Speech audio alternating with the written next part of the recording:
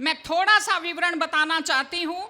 सबसे पहले 22 मार्च 2020 को आप सबको याद होगा कि कोरोना लगने के बाद अचानक लॉकडाउन लागू किया गया था और हालत ये थी कि बाजार में एक कप चाय या एक रोटी मिलनी मुश्किल थी। उस समय हम लोगों ने एक कोष बनाया खाद्य सामग्री के लिए। हमें सबसे पहले 51,000 रुपये श्री राजेंद्र जी बुल्डक ने दिए। 1 लाख रुपए की राशि श्री कुमार जी लखोटिया यहाँ बैठे हैं, उन्होंने हमें ये राशि दी।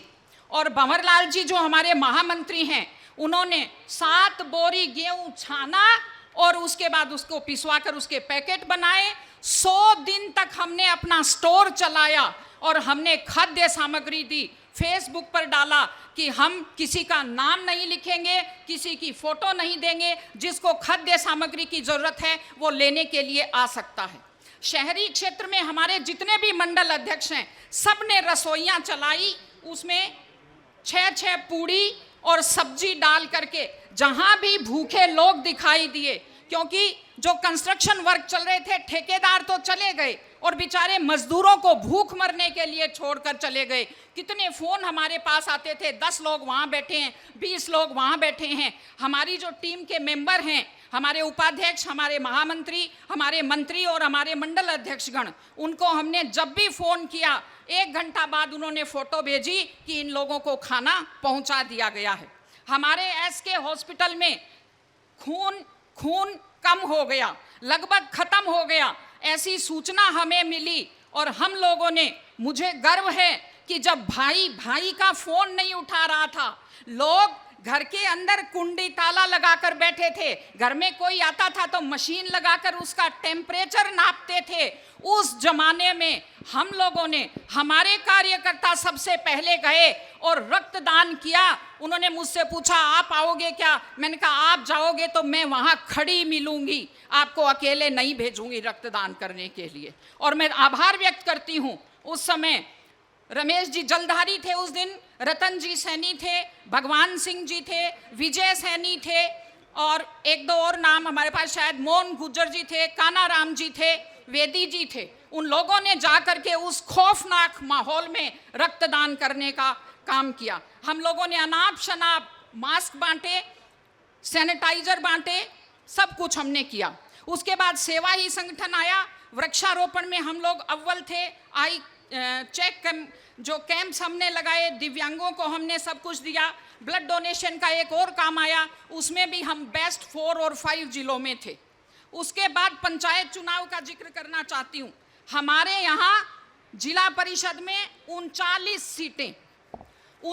सीटें थी, बहुमत के लिए 20 सीटें जीतने की जरूरत थी। दुर्भाग्य ऐसा रहा कि हमारे 4 फॉर्म रिजेक्ट हो गए और सबने सोचा कि बीजेपी लड़ाई से बाहर हो गई।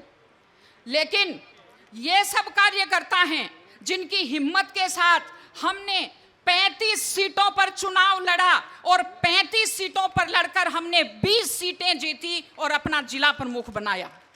12 में से 6 सीटों पर हमने अपने प्रधान बनाए और 7वीं सीट जो लक्ष्मणगढ़ की थी, वहां भी हमने कांग्रेस के प्रदेशाध्यक्ष गोविंद जी डोटासरा के घुटने टिकाए। वोट तो हम उनसे ज्यादा लेकर के आए, बेईमानी करके SDM की मदद से, कलेक्टर की मदद से। मैं और माननीय सांसद जी 12 बजे तक उनसे जूझते रहे, लेकिन वो बेईमानी पे अड़े रहे। आज भी लक्ष्मणगढ़ में एक हमारा वोट लिफाफे में बंद है, हाई कोर्ट में मामला चल रहा है। बेईमानी से लक्ष्मणगढ़ में उन्होंने अपना प्रधान बनाया, वरना हमारे 7 प्रधान तो खुले खुले थे। मैं आभारी हूं कि जिला परिषद में जो 10 नंबर वार्ड है, जिसे लालगढ़ कहा जाता है, जहां बीजेपी कभी नहीं जीती, अधिकांश 3 नंबर रही, वहां पार्टी ने मुझे अपना चेहरा बनाया, फॉर्म मैंने भरा, चुनाव इन सब लोगों ने लड़ा और 1-2,500 के आसपास के अंतर से इतिहास में पहली बार हमने लालगढ़ ढाकर वो सीट जीती। हम लोगों ने संगठन का काम अगर बताऊं, आजीवन समर्पण निधि में हम राजस्थान में 4थे नंबर पे थे। मंडलों की लगभग नियमित बैठकें हुई, प्रशिक्षण हुए। मैं ज़्यादातर बैठकों में गई हूँ, हर जगह उपस्थिति, हर घर तिरंगा में हमारा रिकॉर्ड था, 1 नंबर हमने सारे तिरंगे बांटे। और विभिन्न जन समस्याओं को लेकर हमने संघर्ष किया। जहां भी कहीं कांग्रेस सरकार ने अन्याय किया, हमारे ये लोग तुरंत वहां पहुंचे, बिना मुकदमे की परवाह किए, बिना किसी सरकार के अत्याचार की परवाह किए, और लगभग 300 ज्ञापन हमने दिए। उसके बाद जन आक्रोश यात्रा आई। शानदार तालमेल और समन्वय के साथ पार्टी ने पूरे जिले में जन आक्रोश यात्रा निकाली। पूरे जिले में पार्टी एकमुखी दिखाई दी, सब मिलकर चले, मिलकर मीटिंग्स की। और एक और चीज मैं जो कहना चाहती हूं कि 4 साल के कार्यकाल में मेरा प्रथम उद्देश्य ये था कि अखबार में कभी भी पार्टी की कोई नेगेटिव न्यूज नहीं आनी चाहिए। 1, 2, 3 आई, 2, 1 हमारे बस की नहीं थी, 1, 2 में हो सकता है हमारी कुछ लापरवाही, लेकिन 3 से ज़्यादा नेगेटिव न्यूज़ हमने कभी अखबार में छपने नहीं दी। मेरे परिजन अस्पताल में थे, इसलिए कार्यक्रम में हमारे में थोड़ी संख्या कम हुई, उसको मैं गिन रही हूँ कि हमारी गलती हो सकती है। और आज मैं गर्व से कह सकती हूँ कि जब मैं कार्य ग्रहण के लिए आप सब लोग आशीर्वाद देने आए थे, हमारे 8 के 8 एमएलए हारे हुए, जिले में एक भी एमएलए नहीं, और आज इन सब लोगों की मेहनत के कारण हम ये कह सकते हैं कि 8 की 8 सीटों पर भारतीय जनता पार्टी जीतने की स्थिति में है। और मैं बहुत गर्व और संतोष से कहती हूं कि मैंने अपने कार्यकाल में कभी फिक्स्ड मैच नहीं खेला, मैंने कभी फिक्स्ड मैच नहीं खेला, मैं कभी डिफेंसिव नहीं खेली। मैंने आगे बढ़कर कांग्रेस की हर बॉल पर छक्का मारने की कोशिश की, हर आरोप का जवाब दिया, हर चीज पर प्रेस नोट जारी किया, हर चीज पर मैंने फेसबुक लाइव किया और लोगों ने उसको देखा। उन्होंने, कांग्रेस के प्रदेश अध्यक्ष जी ने व्यक्तिगत रूप से मुझे और मेरे परिवार को प्रताड़ित करने का काम किया, लेकिन मैं ना डरी, ना दबी, ना झुकी और आगे भी नहीं झुकेंगे। मुझे चालाकियां या चालबाजियां नहीं आती। मुझे माता पिता से मेहनत की विरासत मिली है। पार्टी के प्रति वफादार रहना और मेहनत करना ये मेरे खून में है।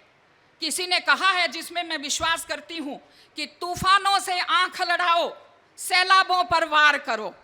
तूफानों से आंख लड़ाओ, सैलाबों पर वार करो, मल्लाहों का चक्कर छोड़ो, तैर के दरिया पार करो। मैं सिर्फ आप सबसे यही निवेदन करना चाहती हूं कि हम लोग मिलकर कांग्रेस के कुशासन से मुक्ति दिलाने के लिए मेहनत करेंगे और राजस्थान में आने वाले चुनावों में कमल का फूल खिलाएंगे।